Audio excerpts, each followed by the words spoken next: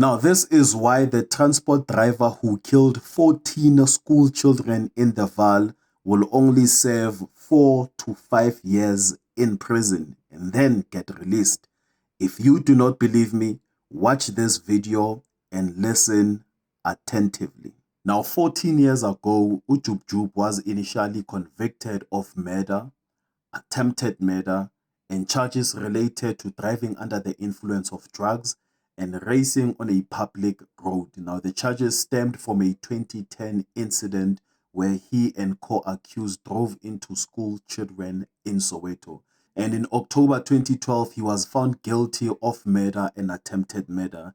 And 2 years later, in 2014, the murder convictions were overturned by a high court and replaced it with a lesser charge of culpable homicide. And 14 years later, a transport driver is facing counts of murder, attempted murder, 1 count of driving without a valid professional driving permit, and 1 count of operating an unlicensed motor vehicle. Now, in the case of Ujub Jub, school children died and he was charged with culpable homicide.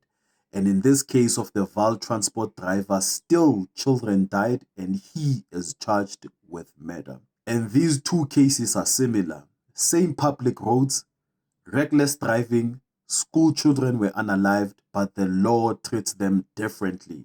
So the question is simple. Why? My name is Alokwan and these are the news that matter the most. Now, the Jub Jub case is not what most people think it is. And yes, Ujub Jub was initially convicted of murder. And yes, the public cheered. And yes, the sentence was heavy. But then came the appeal court where judges said something shocking. The judges said that reckless driving is not automatically murder.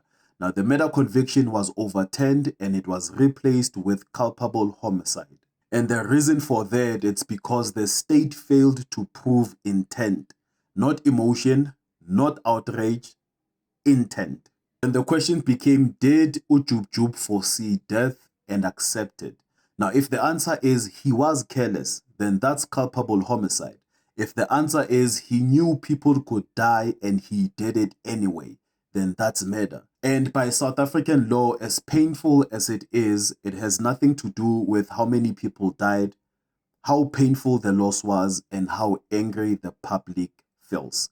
And unfortunately, that's how it was. And in the case of Ujub Jub, it was proven that it was reckless and careless, and it amounted to culpable homicide. Now, that's why Ujub Jub, instead of serving 25 years of murder and attempted murder, after the appeal in 2014, his sentence was reduced to 10 years, with some sources noting that 8 years in total with 2 years suspended.